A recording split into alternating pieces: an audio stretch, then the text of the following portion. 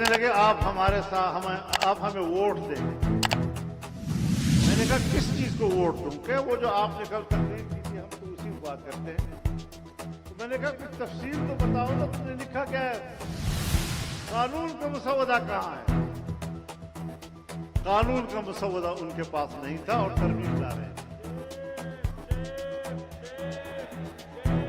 ایسی دنیا آپ نے کہیں نہیں دیکھی ہوگی کہ جن کے پاس سرے سے مسودہ نہیں تھا، آخر ہم نے دباؤ ڈالا اور پھر آدھی رات میں ایک کالی تھیلی کے اندر ایک کالا مسودہ ہمارے پاس پہنچ گیا.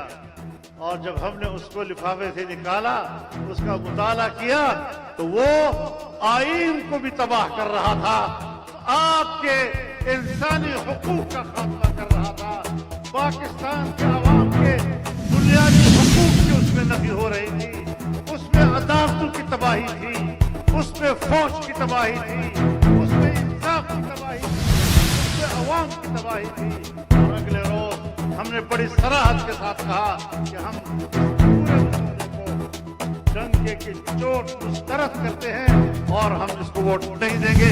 پاس کر کے دکھاؤ. الحمدللہ وہ پاس نہیں کر سکے.